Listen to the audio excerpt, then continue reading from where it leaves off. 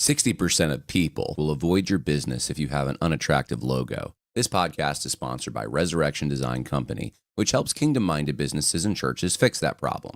Right now, they're running a special for the listeners of this podcast, a free website design for the first 2 people who sign up for a brand identity package. This offer expires the last day of this month, so get out your phone now and visit resurrectiondesign.co/matter to claim your free website design. The link is in the description.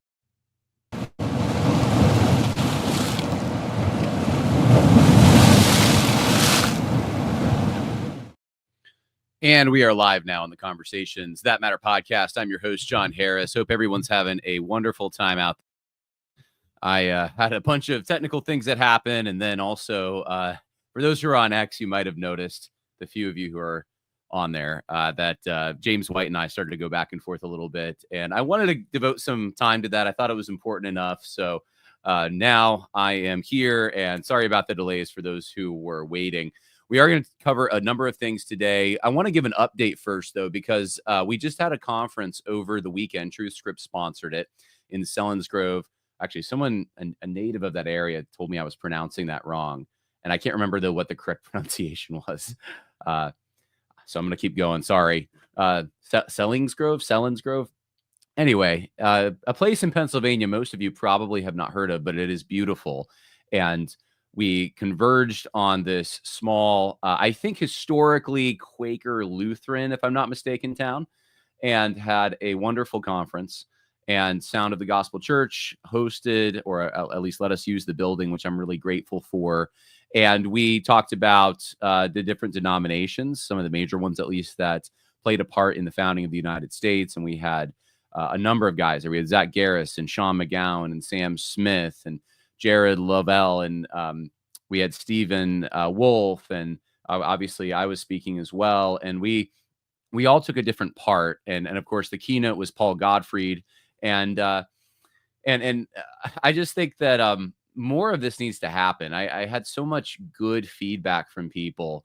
And I realized when I was a student, both in seminary and then in grad school, there were a number of times I would go to symposiums on a particular academic topic, even topics related to Christianity, to the early church, or to the Reformation, or to some event, some figure. Perhaps you could do a whole symposium on John Calvin, for example.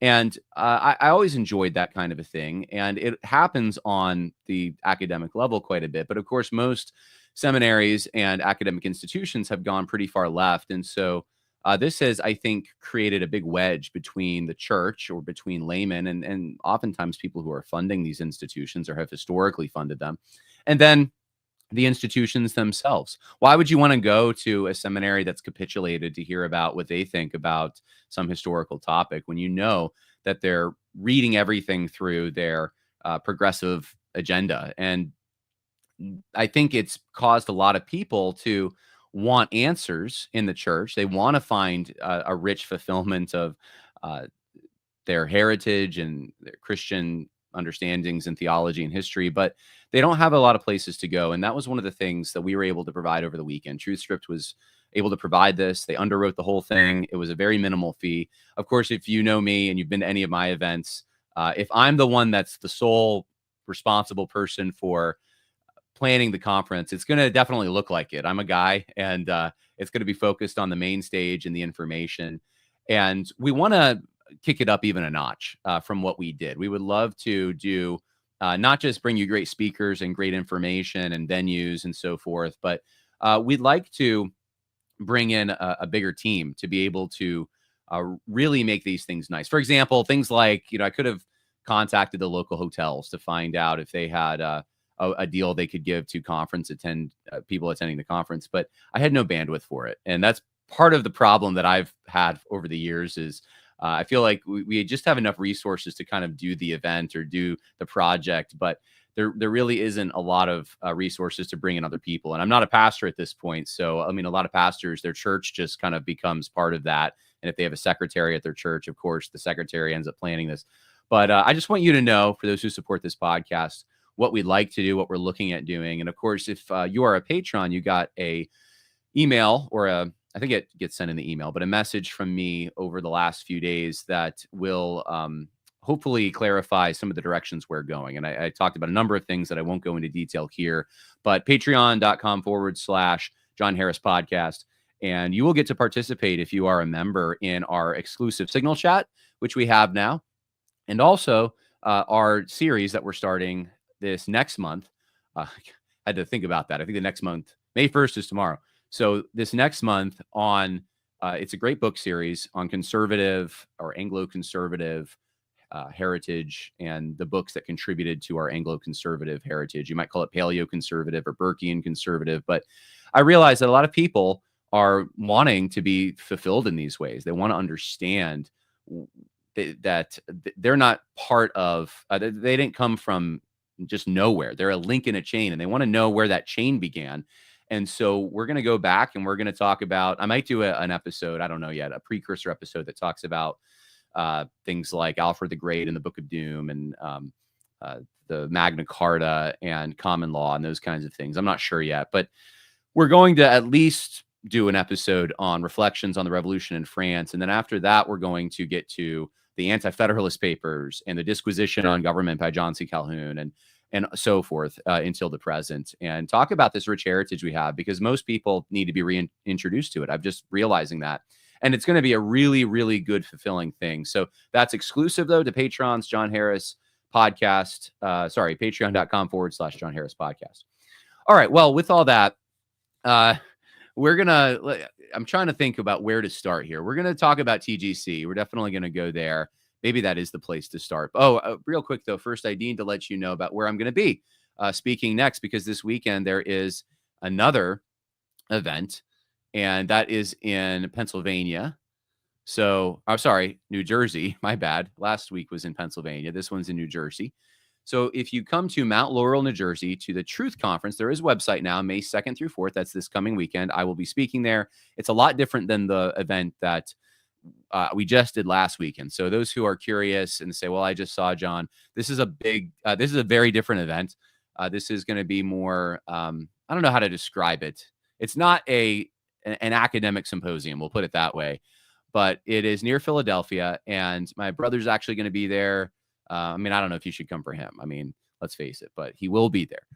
And then Seth Brickley from the Eureka Baptist Church. He has been a great friend over the years, really generous guy, wonderful man, wonderful pastor. One of the guys that I just, it makes it worth doing. It makes me not lose hope that there are pastors and younger pastors who are taking the reins, and oftentimes you don't see it because it's on a local church level. Pastor Seth Brickley is one of those men.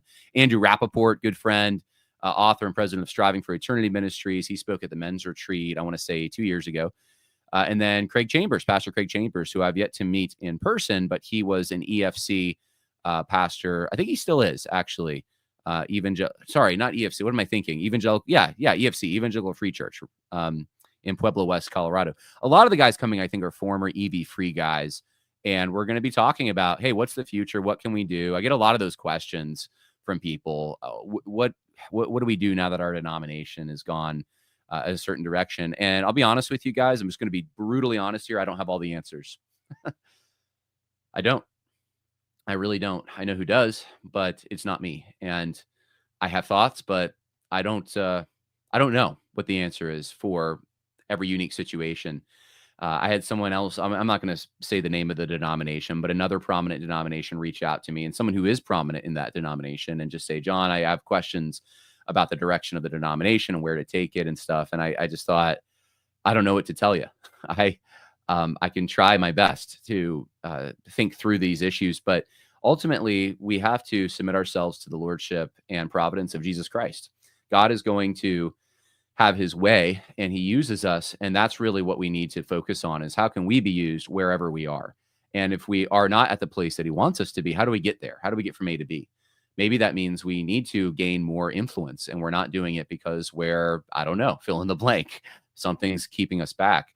But the Lord is at work. He'll use someone else if it's not you. And I think that, I think it's important to emphasize that. So I don't know what's going to happen. You can pray for me that there would be wisdom for everyone involved, and whatever our discussions are, that they would be fruitful.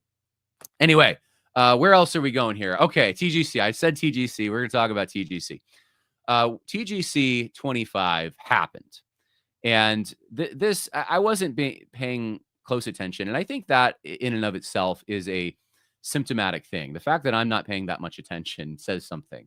The fact that Southern Baptist stuff happens and I cover it oftentimes later than when it happens. I used to be kind of cutting edge, and occasionally I still am, but it doesn't really concern me all that much. And why is that? I think a lot of people who are in this audience feel that way.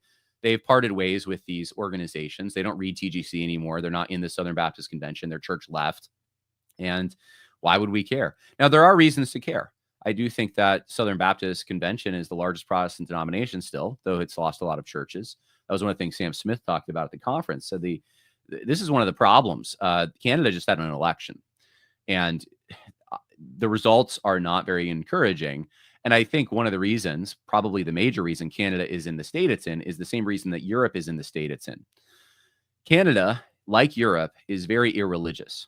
And I should have had a map ready. I don't have one ready. But if you look at maps of Europe and Canada that actually outline things like belief in God, they're pretty similar. The United States is the outlier. The United States is different because we have a South and we have a Midwest. We have red state America. And red state America serves as the conscience for the rest of the country at this point. Red state America pulls the country in a direction where you could vote and elect Donald J. Trump. That would not have happened had you not. Can you imagine an electoral map without the South and Midwest? It's just not going to happen. And that is the unique strength that America has. But if we lose it, that's not good.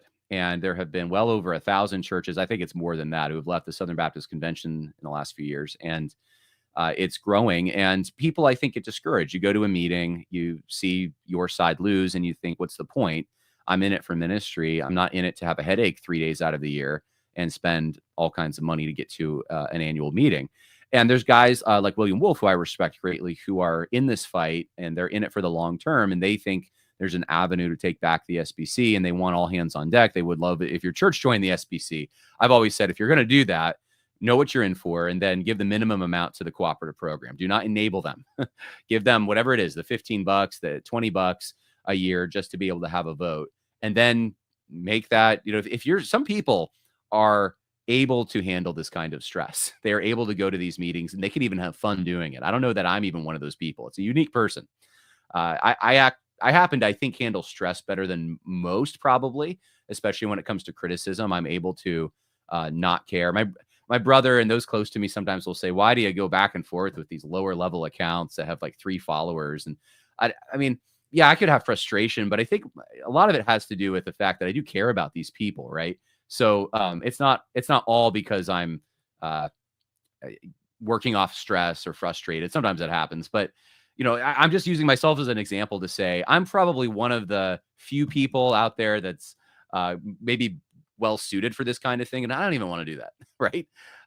Most people don't, and so if the Lord's going to save the SBC, or the Lord's going to save some organization like TGC, it is going to take, I think, a work of Him. You have to rely on Him.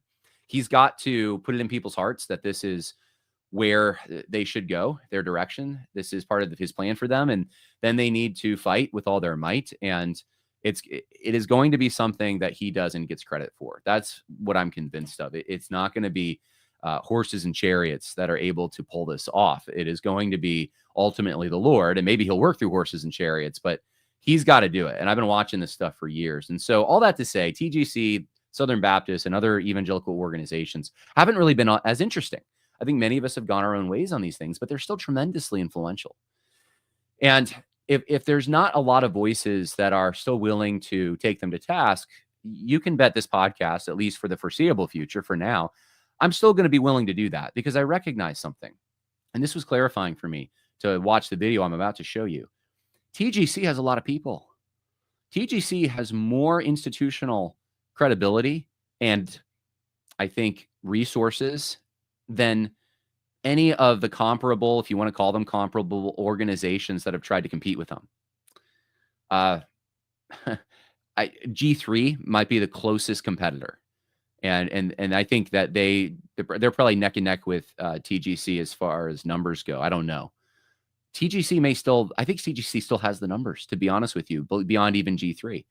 And some of you may know I'm not like a hugest G3 guy. And I actually still kind of root for them because I think they have good theology on most matters. Most of the matters they focus on. I just think when it comes to politics, they got unfortunately kind of a black eye a few years ago. And anyway, I don't want to get into the weeds on that, but there's guys there that don't seem to care for me. But I still want to see them successful, beyond more than a TGC, more than a T4G, more, T4G is not even in the running anymore, but more than most of the denominations and what they're doing, more than Christianity Today, right? I want to see solid stuff going on. And, who are the guys, right? I mean, you got sort of the Moscow wing. You got, I noticed Michael Foster's now starting to do more stuff. There was just this conference at, well, it wasn't actually at the church, but it was at a conference center that Joel Webbin put on. There's all these different, and I would say sometimes very different groups that are forming, that are in this sort of fractured wake of 2020. And none of them come close to what I'm about to show you. None of them. Fight, Laugh, Feast doesn't come close to the numbers I'm about to show you. So what am I about to show you? Here's the video, and then I'll give you some commentary. A few years ago, part of 3 years ago, I was working in the Spanish-speaking world. I had heard about this other brother named Miguel Nunez, a medical doctor that became a pastor who was working in Latin America. The Lord brought our paths together, and we began to brainstorm, how can we work together in the Spanish-speaking world? Okay. Sorry, that is the final day of TGC's conference 2025. And this is a commentary. This is where I pulled the video from. It's from a guy named Joey Cochran. As the momentum of the Reformed resurgence slowed, and is TGC a movement in declension? When most conferences experience attrition on its final day of meeting, I see a packed exhibition hall and a standing room only meeting hall of 7,000 plus attendees. In a word, no. TGC 25 TGC. So this room that you see right here that I just played for you, see if I can mute that. Now I'm trying to find out, I'm trying to look, it's very hard what the demographic here is. I mean, you're seeing this from a distance. It looks to me, though, like it's probably consistent with a video from last year because I commented on the same dynamic.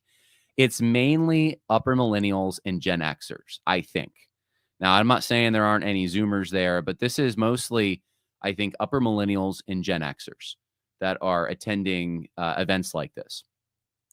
Now, the encouraging part is if that's the demographic that they are attracting, then they are not probably, if they can't reach the Gen Zers, then there's a ceiling on this. They're only going to be able to expand so far. And they may not be expanding anymore. They may have, I think, hit a wall. And I suspect but this is still influential. This is still big in Reformed evangelicalism. I want to talk about Zoomers in a minute, but before we get there, I'm convinced that Zoomers actually are much less likely to attend a conference. We may be, and this is a prediction of mine, okay?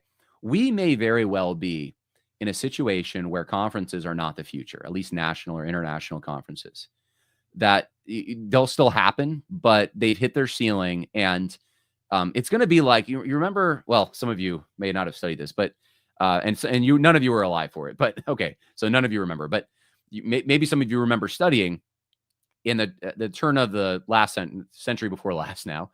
There were, up through, I guess, the 1920s and 30s, there were a lot of prophecy conferences. I mean, even my dad remembers some of that from when he was growing up, but they were really big during the fundamentalist movement, prophecy conferences. One of the big ones, I think, was the Great Lakes region prophecy conference. And this was a big thing. And of course, that fizzled out over time, but you can still look back and say, remember that time when everyone just got together and it was so big and there was this big movement. And I think we are past that with the young Reformed movement. It's not young anymore. It's middle-aged. And that movement, I think, is kind of stuck. That's my prediction, okay? I could be wrong, but that's my prediction. I don't think that this has, for cultural reasons, Gen Zers aren't as likely to show up.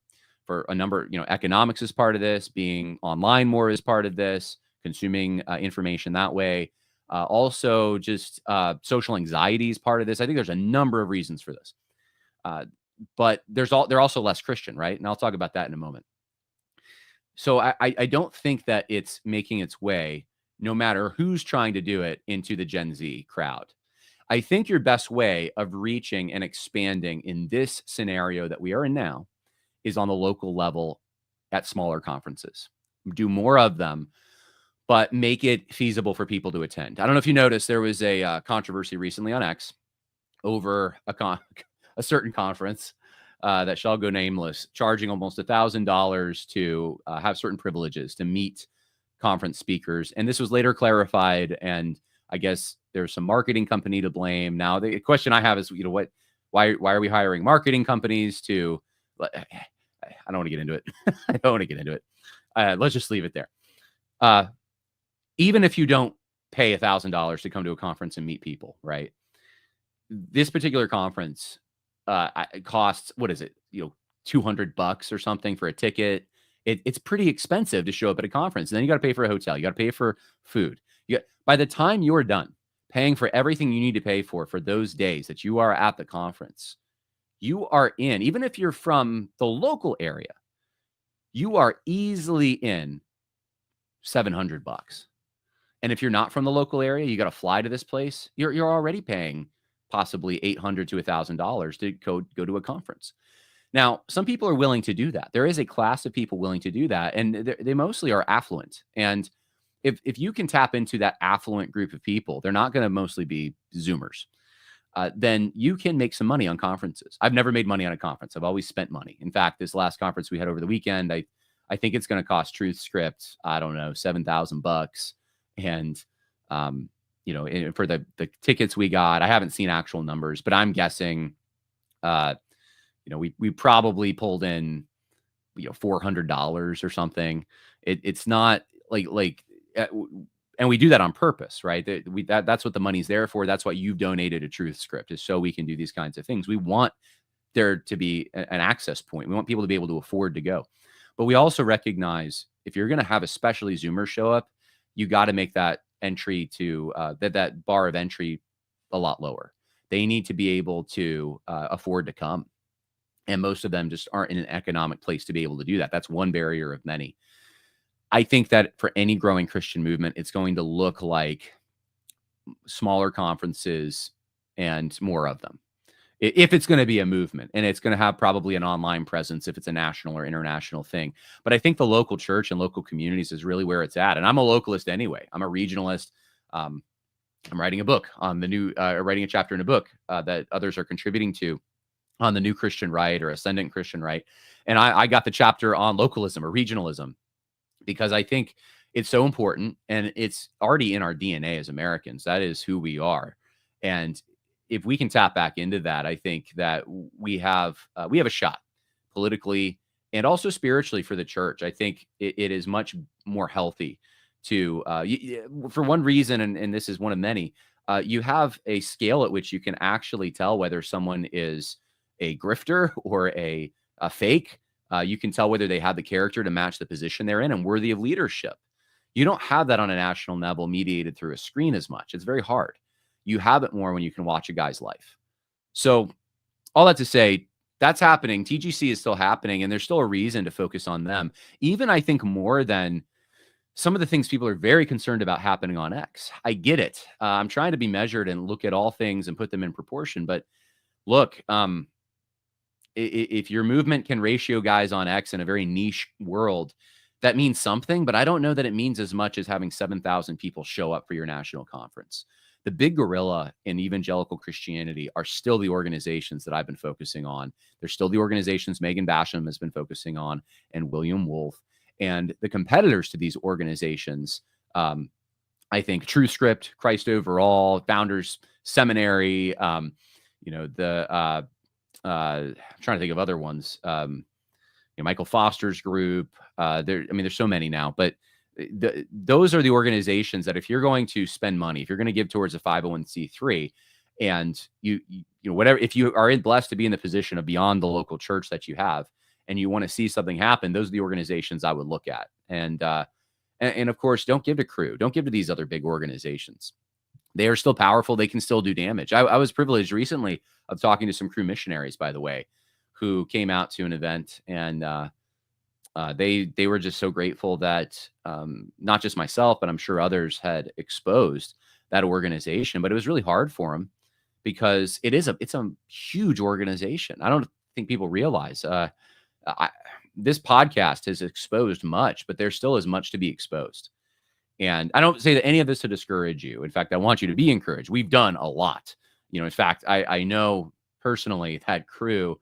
I can't really say the situation. All I can say is that there was a situation not long ago where they told someone who had been on staff that John Harris had hurt them in their donations tremendously. And anyone associated with him essentially would be punished by crew, or at least they would be they would have a talking to at the very least. So we'll put it that way. So we've done a lot. I think the Lord's been in this, but hey, it's separating wheat from chaff, a lot of this work, and it's still ongoing. So TGC happened. And these were the speakers that are still giving to TGC or contributing. You had Alistair Begg, Ryan Kwan, Kenneth. I'm sorry, I've never heard of Kenneth, so I'm gonna have a hard time with this name. But I'm sorry, Bugao. I think I'm saying that right, Bugao. And then John Piper, of course, David Flatt, Mark Vergote, and Andrew Wilson. Or Mark Vergote, rather, and Andrew Wilson. And then they had some breakout sessions. I'm not going to read every name. Some that stand out are Sam Albury and Jason Allen. Danny Aiken, of course, was there. Danny Aiken's clip where he says he wants to give up white minorities in the SBC has been going around again with the whole "you first, Danny." H.B. Charles, Brian Chappell. I mean, some of these guys have done good work on some things.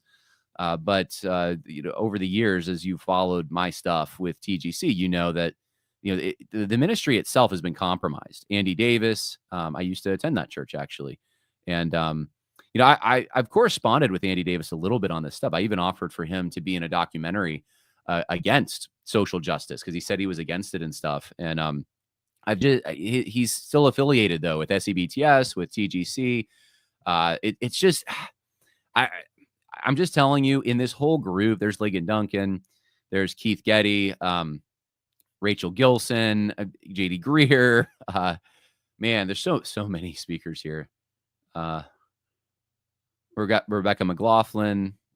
There's Tony Marita from Southeastern, also Acts 29. Gavin Ortland, of course, is there. Who else? Oh, Bill Rydell. Wow. Bill Rydell is there, the thoroughly woke leader in the Evangelical Free Church. I didn't even know he was affiliated with. That's interesting. He's at TGC. That is actually fascinating. I did not know that because I wouldn't see him as like a young Reformed guy, or none of these guys are young, but I wouldn't see him as a Reformed guy. There's Juan Sanchez, right? And I told you guys, he's the law amendment and all that notwithstanding. That's kind of where he's at. There's Patrick Schreiner. Okay, I'm tired of going through this. There's way too many names. So Jen Wilkin, so Jared Wilson, Trevin Wax, Andrew Walker. So there's a mix of people here, but here's the thing. This is the who's who of Reformed evangelicalism. This is literally the who's who. And there's so many guys in there that would be so sensitive to being told that they're on the social justice train. In fact, probably almost every single one of them would deny it at this point. And that is par for the course in evangelicalism.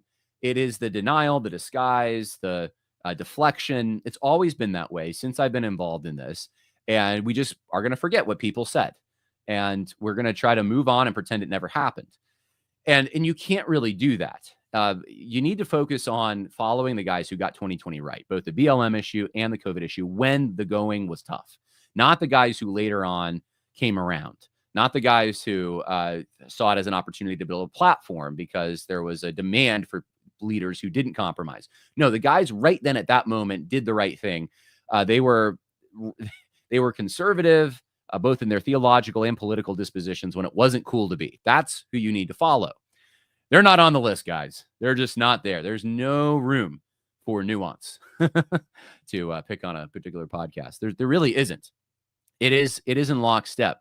And I haven't watched all the speakers and what they said and all that kind of stuff, but there were some interesting things that people sent me. And so here is one of them. This volume might be a little low, but this is David Platt. Reasons that have not shared publicly. but it ties directly with this text. And as I prayed about it, as best as I can tell, I'm fallible, so I may be wrong, but I believe and I hope it will encourage you. Without going into all the details, there was one point in some of the challenges we walked through in our church a few years ago that was particularly traumatizing, involving somebody coming at me physically with police.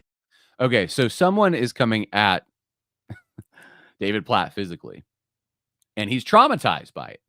This is a trauma moment for David Platt. He's coming after them, and thankfully was able to get out of that situation. But the next morning, my wife and I were in a small gathering of brothers and sisters in Christ, many of whom. And you might hear some noise in the background that is unintentional. The person who sent me this sent it to me like this, and then TGC, as I understand it, deleted the clip or didn't post it. So I am working with what I have here. Whom I didn't personally know. And at one point, somebody I did know asked the group to pray over my wife, Heather, and me.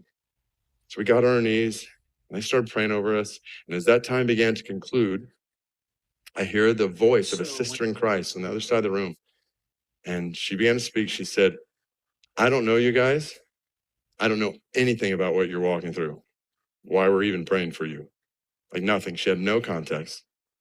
And she definitely didn't know what had happened the night before and how unsettling it was. But she said, when you walked into the room today, I heard the word direct attack. And I had a picture in my mind of something coming at you physically. And these were her words. She said, Jesus himself, dressed in complete armor, stood in the way to protect you. But it was traumatizing. And I just feel led to read to you from Isaiah 59. And she starts reading from where I just quoted from, how God, with his righteousness as a breastplate and salvation on his head, is a defender of his people. And I'm sitting there, like bawling before God, as his spirit is speaking to my heart through his word in a supernatural way that no one could explain. And then if that wasn't clear enough, a few weeks later, another sister in Christ visits our church, not knowing anything about me, anything that was going on in our church family. And she sent me a message later that said, I don't know what this means, but as I was visiting your church and was praying, I sensed that I just needed to encourage you because something had happened a few weeks before that you couldn't explain. And the Lord just wants you to know he really loves you and he is drawing you to deeper faith in him. All right, let's talk about this for a moment. David Platt gets up there at TGC 25. Now, David Platt has a tremendous problem on his hands.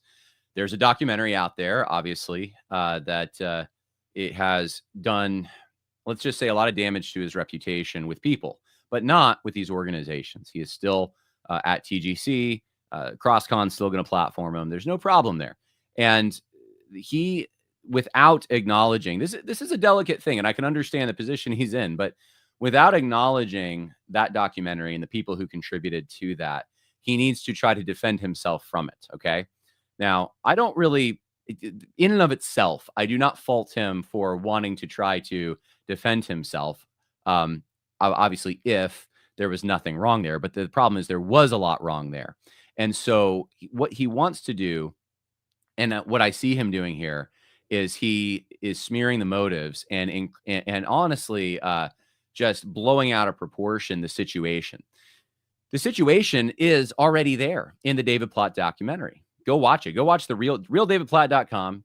I've posted the 2-part series on my YouTube account. You can go watch it there. Go check it out. You will see the event that he's referring to here. I mean, it matches the description.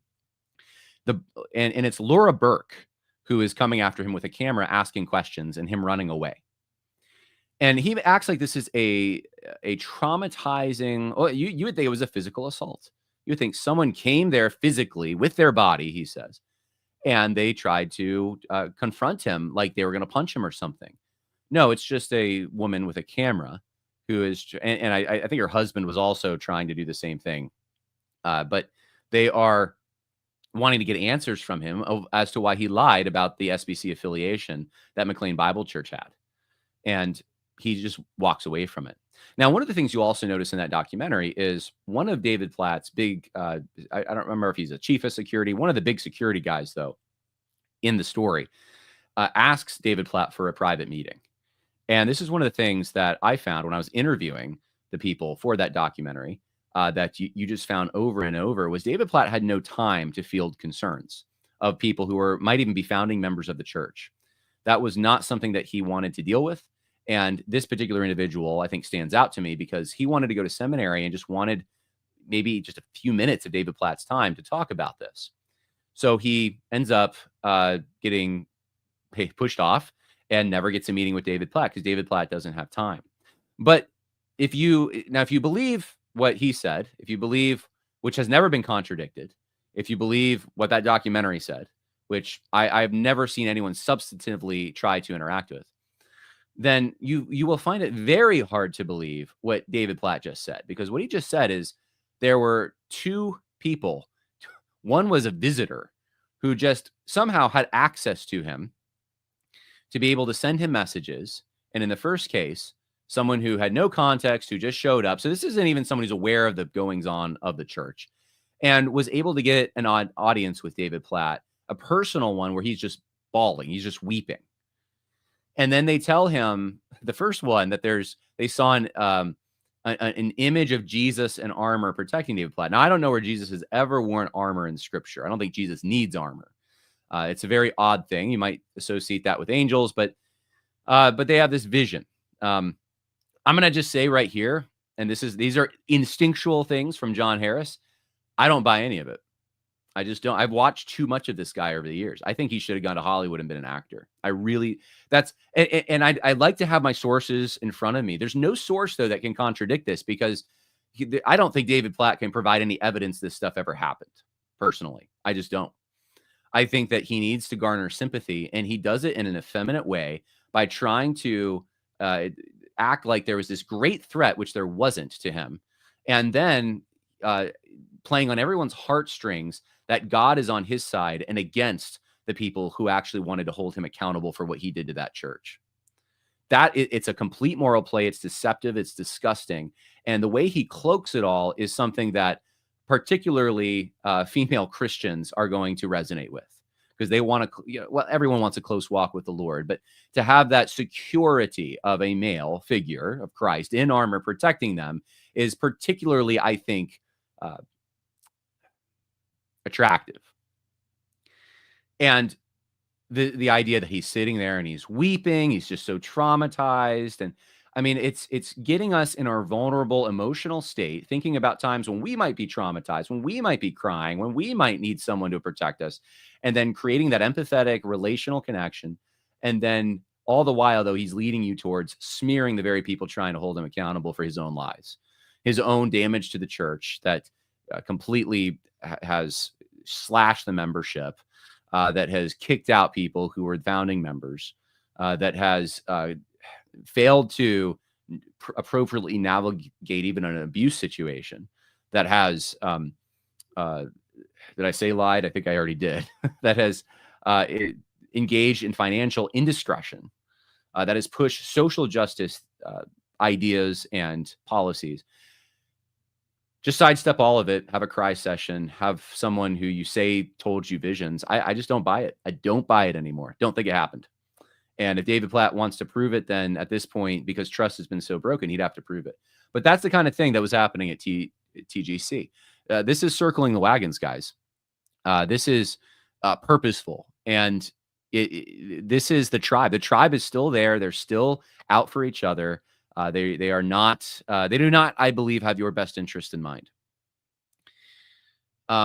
Another clip from TGC. Now, I don't know how much of this I want to play. This is something I just noticed some guys going after this. I don't think it was like super egregious, but Dr. Michael Kruger, who, by the way, I've actually recommended some of his early church stuff. He is a pretty good, from what I can tell, early church historian on the canon and other things. But he has been terrible on the COVID vaccine, on I'm trying to remember now. There's been a number of things that he has on women in ministry in the past. Well, anyway, he decided to talk about women in ministry for his speech at T4G. Now, the thing about this is most of what he said, I didn't actually find to be that bad. I didn't think, now people were going after this. I think some people are sensitive to it. I think, though, here's the way to frame this. He felt the need to do an entire session to that audience on the importance of and the necessity of women in ministry. That audience probably needs to understand the limitations of women in ministry more than other audiences. So I think there's understanding the need of the moment, understanding your audience. That would be the problem I see. I think he's reinforcing something that he doesn't need to be reinforcing. So this is what one of the things he said that I thought, though, this is not good. And this will lead into egalitarianism. By this logic, you will get egalitarianism, even though Michael Kruger would say he's against female pastors. This is the kind of thing that serves as the basis for why people think we need female pastors. That I cannot imagine more relevant to a women's conference than the topic before us today. Why? Now, this is okay. So I'm actually confused myself right now. This is a TGC conference, but this must have happened in conjunction or right around the same time because they posted it not long ago. But he says women's conference here, so I'm assuming that's not a knock at everyone at TGC. He's not calling them all women. I think there was a separate women's event or conference, but same source, though. It is TGC. And if you go to, let's see, where do I want to go? About 30 minutes in to this speech, I want you to hear what he has to say. He has a mistress named Marcia. She converted. All right, let's skip ahead just a little bit here. Doing ministry and doing things. And this is stunning to observe, and that is we have all kinds of evidence that the pagan critics of Christianity mocked Christianity for having so many women around. You may not realize it, but in these early centuries, we actually have not only Christian sources telling us about the way Christianity was, we actually have pagan sources critiquing Christianity. It's fascinating to watch the interplay between these two. Two of the most famous critics in the 2nd century, by the name of Celsus, or Celsus if you pronounce the Latin C soft, and Lucian. They despised Christianity and they wrote all kinds of disparaging things about Christianity. But you know what was top of the list for the disparaging things about Christianity? That it was all women. This is a remarkable thing. In the Greco-Roman world, that was seen as something, weak and bad. And so if you wanted to mock a religion, what you would do in the ancient world is mock it for being, it's all women and children. Now, notice that, when you have criticisms, there's always an element of truth to them. And the element of truth here is there was a lot of women, okay? And that's what I want you to realize is that Celsus and Lucian were noticing something real, is that the women were flocking to Christianity in droves. And so they had to sort of find a way to attack it and punch at it. And so they mocked it for being so pro-women. Just let that sink in for a moment. So our modern day tells us that Christianity is anti-woman. Probably hear that or have heard that Christianity is hostile to women. I'm not sure this conference bears that out, but okay, you got 9,000 women here this week saying not so fast, but nonetheless, we have a... Wait, did you catch that? I didn't catch that the first time. He just said 9,000 women. That's, again, reinforcing my earlier point, guys. Is there any comparable conservative alternative that can boast those numbers? I don't think so. Cultural message saying, hey, Christianity, evangelical Christianity is hostile to women. But yet in the ancient world, it was being mocked for being so pro-woman.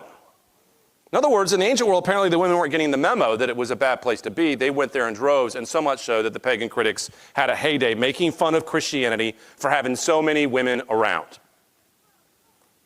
What does all that mean? What all that means is you have a heritage you may not realize.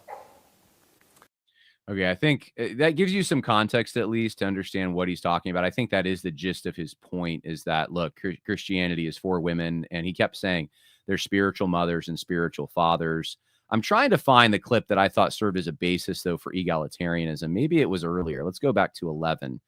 I only wrote down some timestamps that I wanted to cover, and I think I just got confused. So let's go back to around this part here. They hear things differently. Oh, that's it. That's it. Okay. So, why is the reason, what reason does God have for women in ministry? This is what Kruger says. You go and you preach, you need to have a sermon feedback committee. How are you reaching the church? How's your preaching resonating with the people? And half that committee, of course, need to be composed of women. They hear things differently. They take sermons differently. They see scripture differently. They might actually tell you that endless Lord of the Rings illustrations don't always work for everyone in the church. Here's the thing, is that complementarianism is not a reason for women not to do ministry. It's a reason for them to do ministry. We are better. That's one of the reasons I think so many of us are patriarchal now. We don't use the word complementarian because we see this as a measure for actually going right towards egalitarianism. And you just heard it. Now, where in the New Testament do you find, I don't want to say, because I'm not a strict regulative principle guy, but I do think that you ought to follow the New Testament pattern as closely as possible and not get, you'll be very careful. I get nervous about even things like church softball teams and even pro-life ministry and that kind of thing. I start getting nervous because I know that it's so easily to get mission drift when you get into that mode. And that's for another podcast. But when you hear about this, I've never heard about this before, this committee that reviews the sermons. Let me ask you this. Would that committee have authority over the pastor, over his teaching and preaching? It sounds like it. The pastor's wife, let's say, that's not an actual role. It just means there's a wife of a pastor. That person can give feedback to the pastor. I grew up with that my whole life. My dad is a pastor. So I saw my wife now can give me feedback, but I saw my mom giving him feedback. Women in the church can give him feedback as they're exiting. There's mechanisms for women to give feedback. He's talking about an official committee the church has that gets to review the sermons. And then he adds this. He says, they hear things differently. They see things differently. They read scripture different than men. Now, what do you hear in that? That means they have an extra insight of some kind. And if they have an extra insight that men don't have, this is my question. Why should they be prevented from filling the pulpit at times? I mean, if they can review the sermons, if they can have authority in that way, if they have a way of reading the Bible, an insight that men don't have, why did God decide that they shouldn't also be preaching? Now, that's, I think, a fair question. That gets at, I think, the nature of this whole conflict. Is this something that God did arbitrarily, or is this something that God actually wove into creation, that he wants men to be leaders? And in this particular position, he has commanded that it's only men. I permit a woman not to teach nor have an authority over a man. Is it having authority over a man when you have women who are the chair, as my seminary was, of the programs at the seminary? They are the chair of the board of trustees. I mean, it seems like that's an authoritative position, doesn't it? Would this sermon intake committee be an authoritative position? I mean, people can organically just give feedback. So if you're going to have a committee, it seems like that's an authoritative thing. I don't see how it could not be. This is the concern I have. This slides right into egalitarianism. And it's always with that little spoonful of sugar. And then people wonder, hey, why are people in my church going liberal? Well, you've given them the tools to do so. They're going to go places that you don't want them to go, even that you disagree with, but they're going to go there because you've let them put their foot in the door, essentially. More could be said. I actually have other things. He talks about, like, at 36, reminded me of Danny Aiken, kind of emphasizes we got to stop just talking about what women can't do and start talking about what they should be doing or can do. And I think what women should do is a valid question, but I don't think we need to stop talking about what women can't do. That's actually an emphasis we should probably have more of, especially in these crowds, because that's the cultural wind blowing at us. That's what they want. And so we're going to have to constantly put up guards and shields. If you take down guards and shields, then you will be swept away. That's how it works.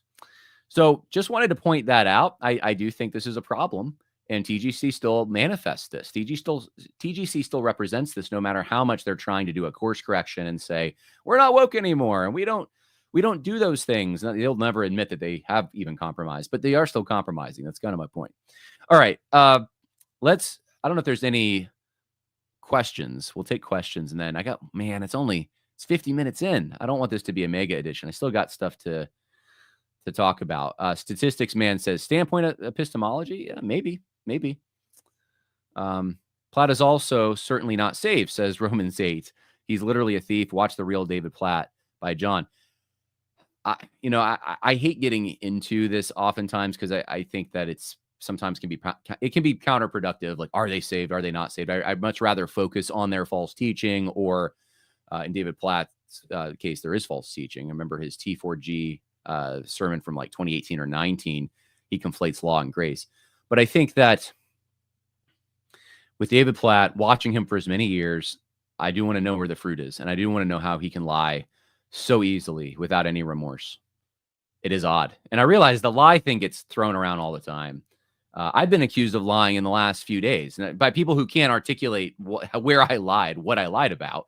I realize that that's a very, I think the attractive thing with that is when someone's pegged as a liar, any defense they make is also suspected of lying. So it's a powerful tool to use against someone. But there are people who literally lie, and David Platt is one of them, literally lying multiple times about his church's affiliation with the SBC.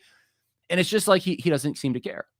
So that's something a Christian should very much care about. That alone should be a concern. So yeah, I think that there's a big problem there.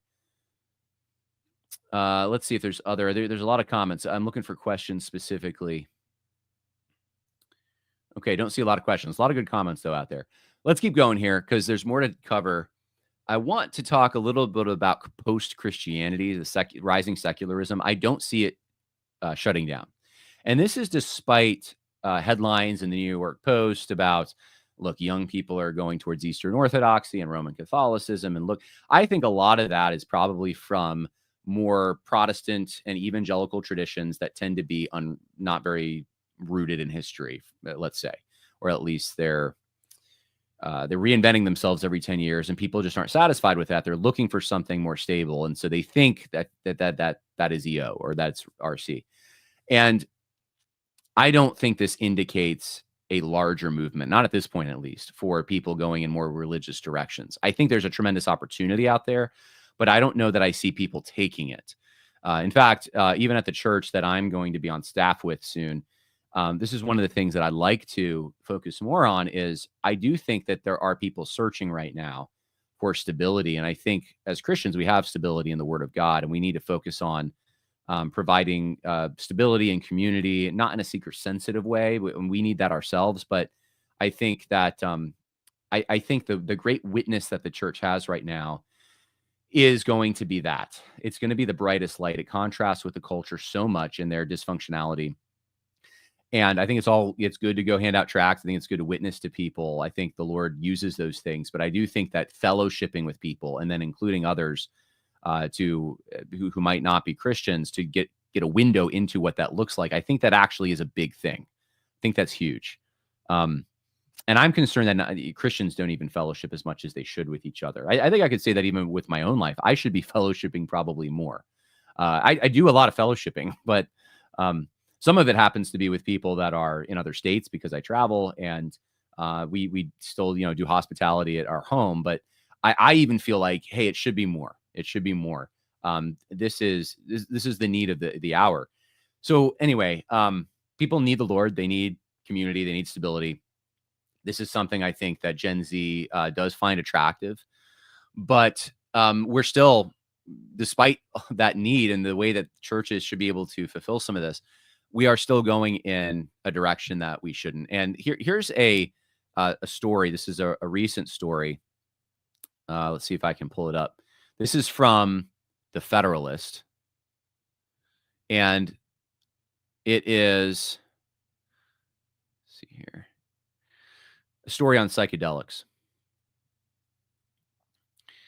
Decline of Christianity sparks rise in claims for religious protections of psychedelics. I don't think our parents' generation would have ever thought this would happen. In February, a group called Singularism scored a troubling victory under the Utah Religious Freedom Restoration Act, claiming police violated their rights by confiscating otherwise illegal magic mushrooms used for tea ceremonies and their scriptures, which are insights during their trips. A mental health counselor had allegedly formed the organization to alleviate suffering and facilitate practitioners called Voyagers connections with themselves and God. By the way, the guy I just saw recently, if any of you ever remember the Triple X Church thing, the anti-pornography ministry or whatever. The guy who formed that, he's now totally into psychedelics. Crazy. I didn't even know that. He used to do they called it the porn debate. He would go to campuses and debate pornography with some porn star or ex-porn star or something. But that pastor, unfortunately, is now into psychedelics. And this is a growing thing. He's encouraging people to get into it. And this article frames this as a religious problem, that they're framing this as religion. Now, you might say, oh, I remember that in the 60s. Yeah, but do you remember in the 60s them trying to file for religious protections and getting it? Do you remember that from the 60s? How did we get here? During the 21st century, the percentage of Americans attending religious services steadily shrank, while the percentage of those claiming no religion more than doubled. Christianity in particular has been in decline, and it goes through all these numbers. I don't want to depress you with them, but here's the thing. Psychedelic retreats are really increasing, and it's projected to increase. Right now, let's see, there's an increase 200% in the last 2 years of these retreats. The global market for psychedelics drugs was 3.7 billion in 2024. It's projected to increase to 8.35 billion by 2032. And this stuff is popping up all over the place. People are stressed. They want community. They want to connect with God. And I think most of them don't want their sin confronted. That's just the human condition, right? They've rejected religion. They don't think there's anything to Christianity. The ones who do go in and they see a rock show. They don't. What are they there for? This is the time to be the church, to really look like a church and act like a church. But sadly, I think so many Christians want to follow in this and do the seeker-sensitive thing, and they're just going to kowtow to it. All right, I don't really want to read much more. It's depressing. But like in what world? And I know down the street, I've said for me, there's now all these witchcraft shops and stuff popping up, and I'm just surprised they can remain in business, but they do. They get enough business. And I see young people, I see millennials and Zoomers frequenting those kinds of places. Scorched Earth studies. This is from the Christian Post.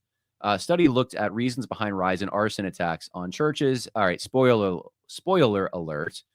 4% of the church arsons recorded between 2021 and 2023 in Canada highlight the perpetrator's motives. We don't know in 96% of the cases why these arson cases happened. And it really goes to show you Canada, I just said it before, largely irreligious, unchurched, hostile to Christianity. That's the condition that most of the West is in. The United States is somewhat of an outlier here. And the Northeast and the Pacific Northwest are basically like Canada.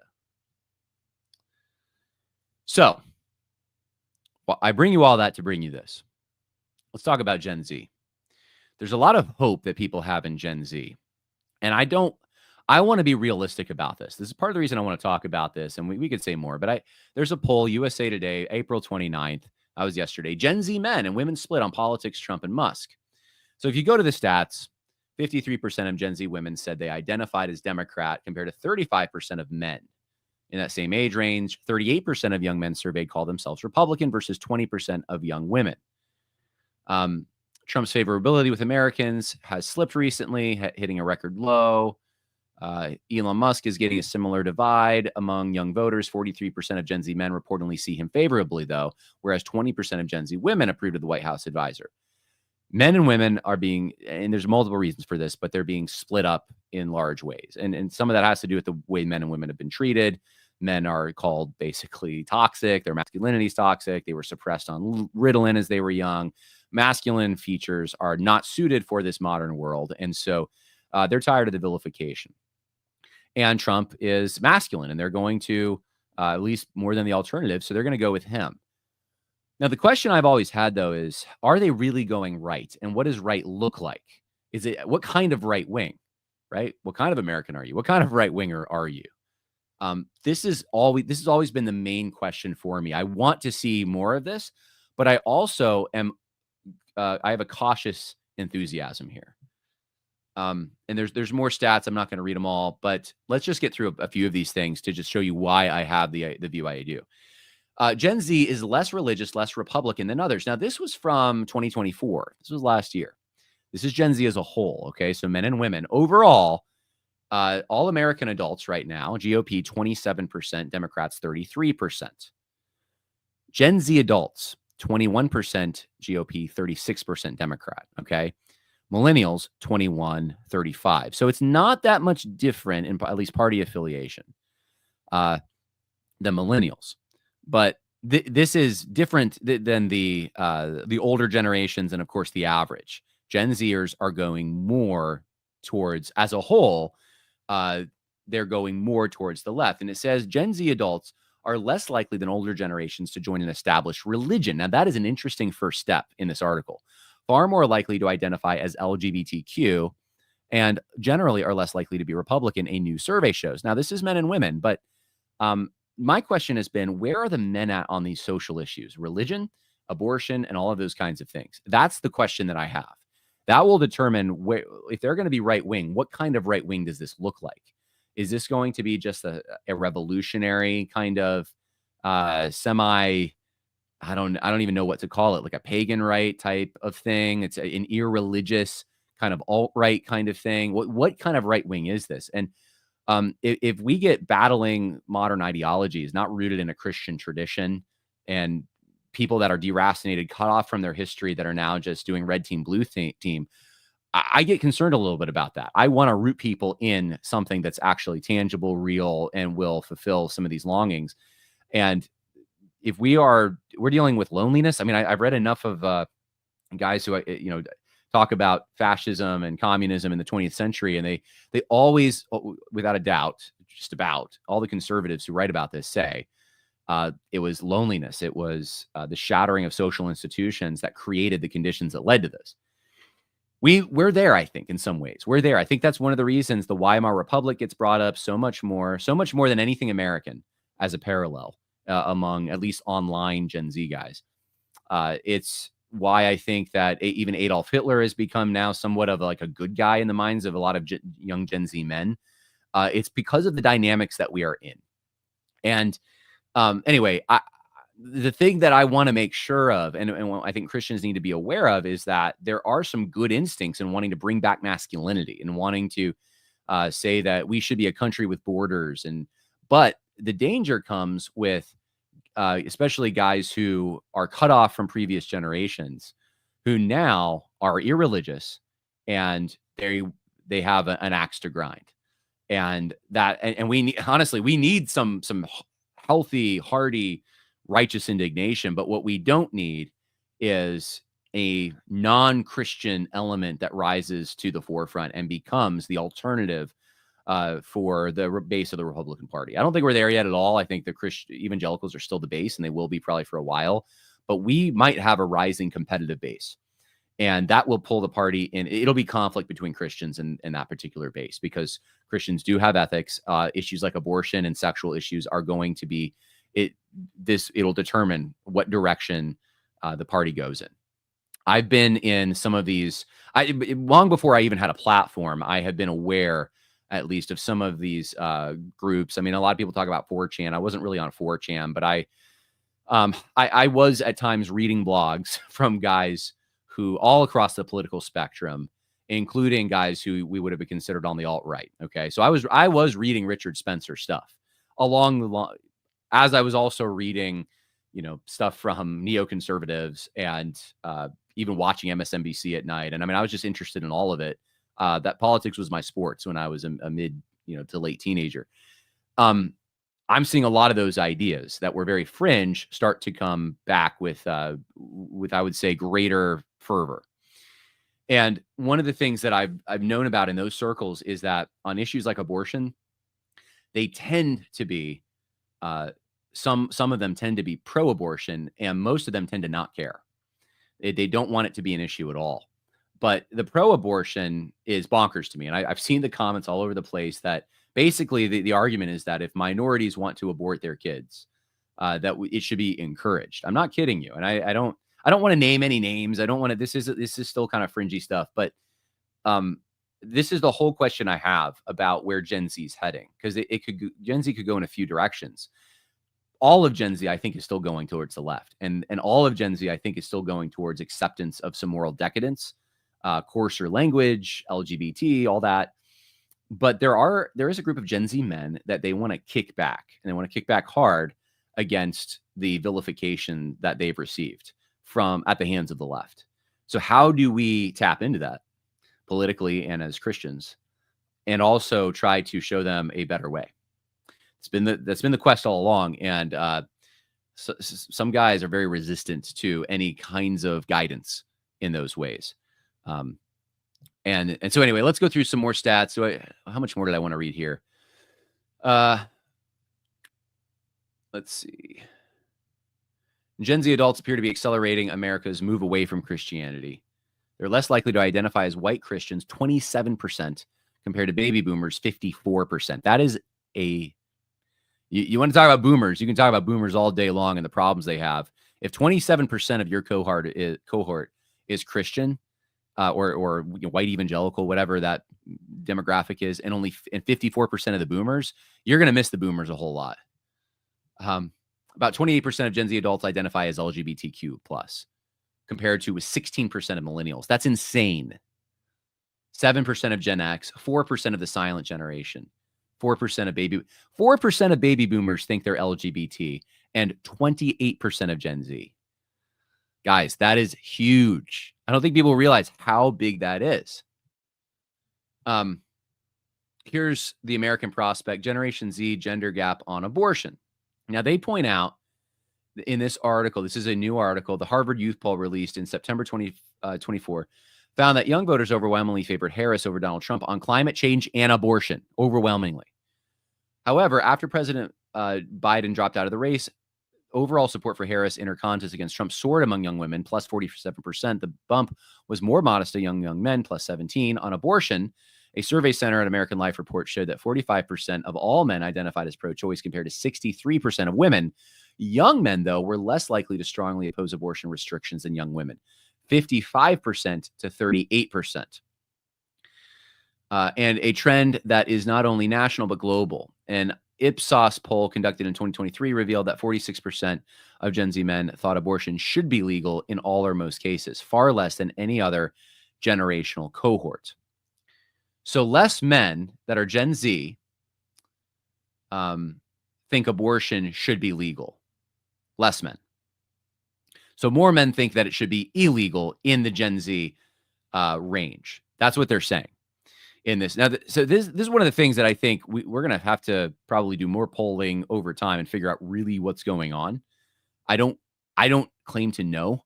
I'm just watching trends and talking to people, and I'm suspicious that what's happening here, the dynamic that they're talking about is, I think men know that they've gotten a raw deal, and I think that they have been more and more subject to, this is John Harris's analysis, they have been subject to women who value their careers over their families and are willing to get abortions, and that has broken the hearts of many men. I think this is increasing, and I think men think it should be overall, that young men are starting to wake up and realize this. But overall, that generation is more pro-choice, more pro-abortion.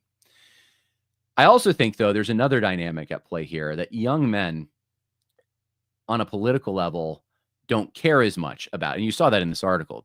It's an issue that, depending on probably how you ask the question, that they care about, but then at the same time, they're not as concerned with. So maybe on a personal level, they care about it. I don't know.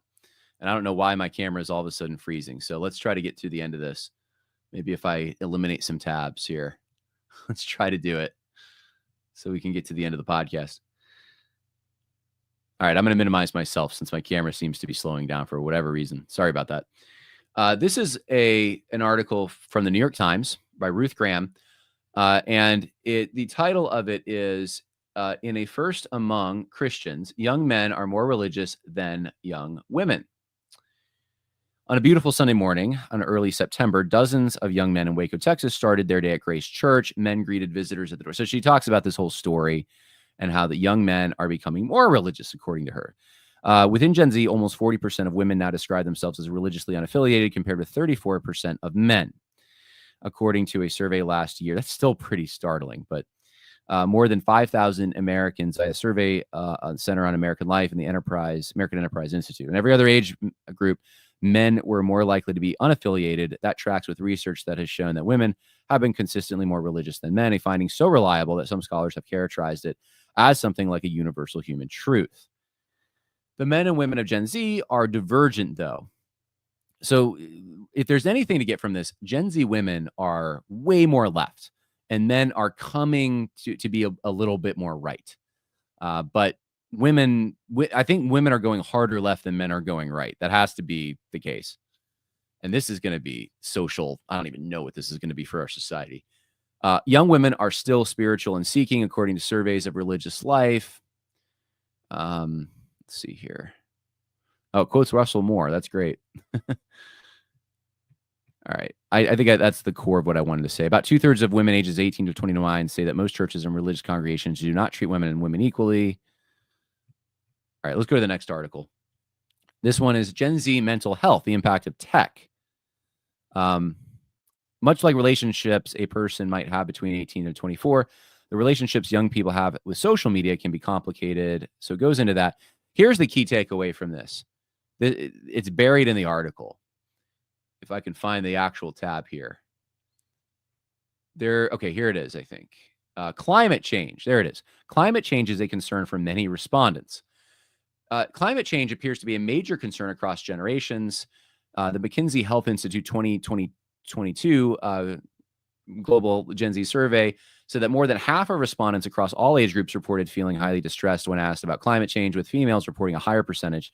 Many Gen Z respondents reported experiencing stress, sadness, etc. More than 50% of total respondents expressed fear and anxiety, with Gen Z demonstrating greater concern than other generations. More than 50% of all respondents agreed or strongly agreed that government leaders and companies have failed to take care of the planet.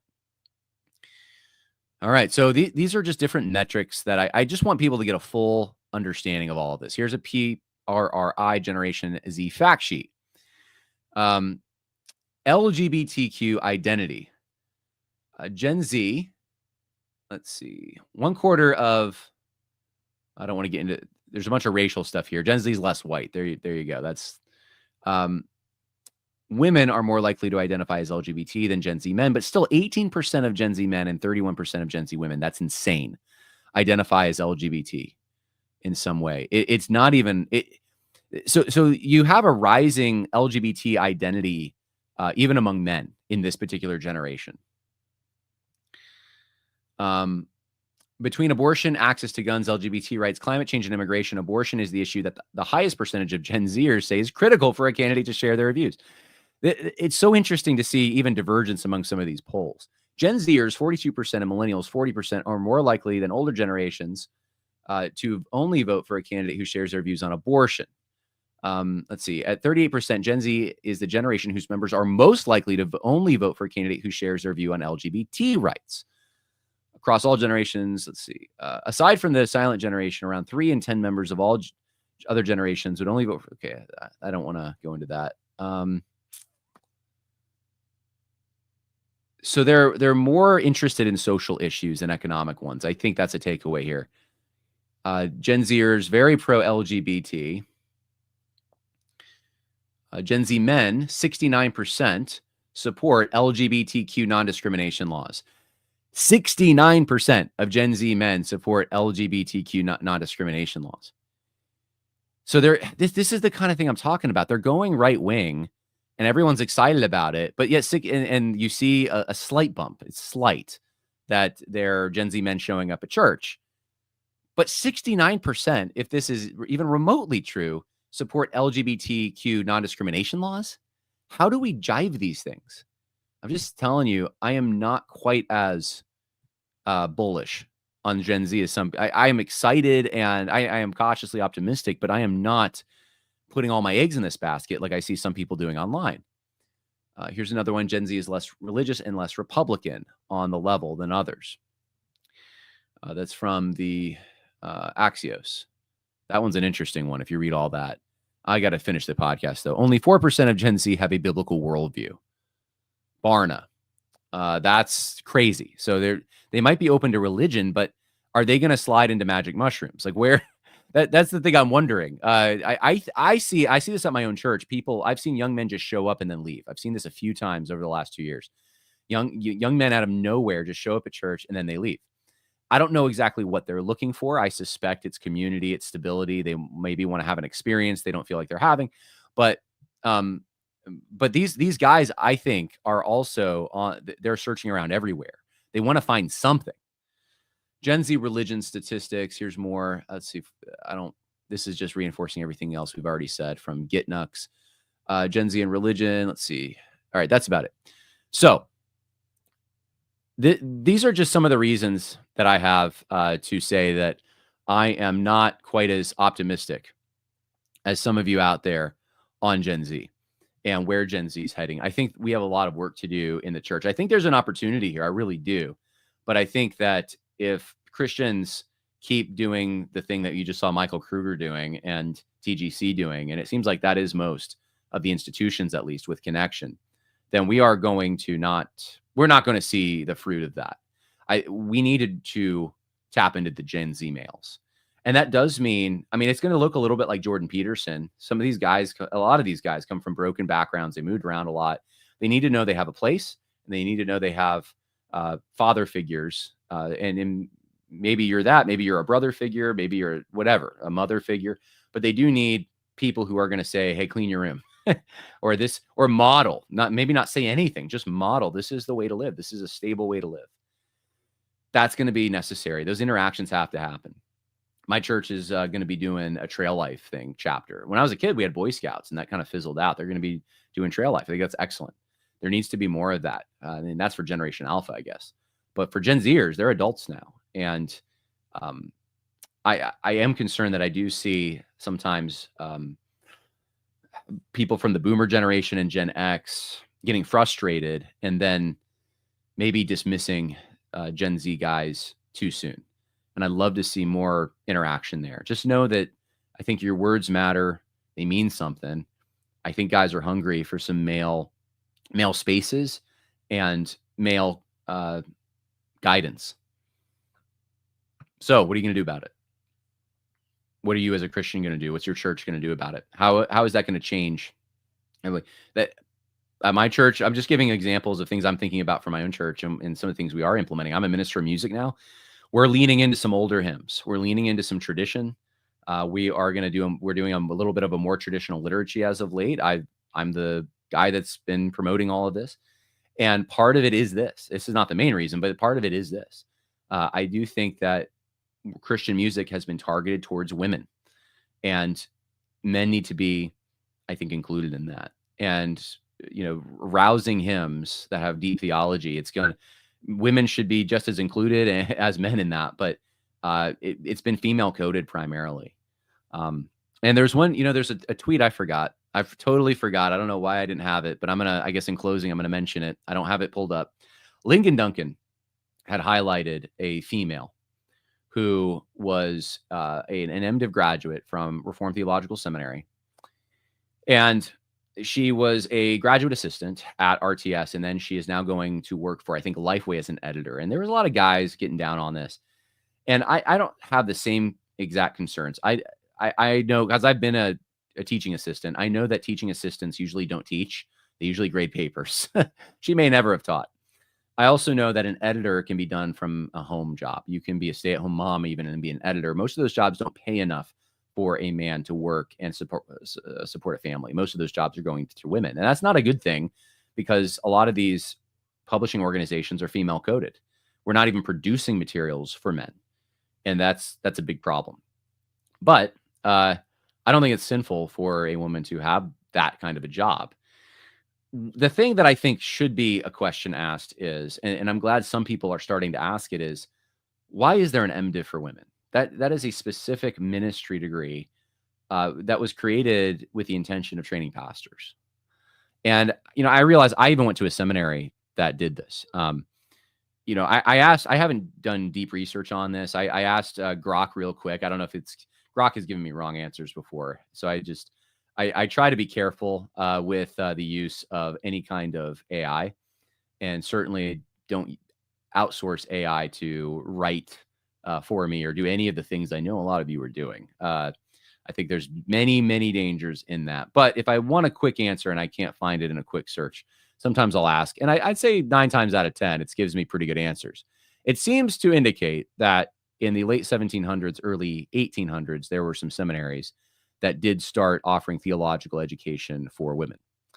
So I guess there are some precedents. I don't know what that all look like, but different traditions handled this in different ways. And of course, you would expect the more pietist traditions, like Moravians and Quakers, and then the Unitarians and people like that, to be the ones who were first in this.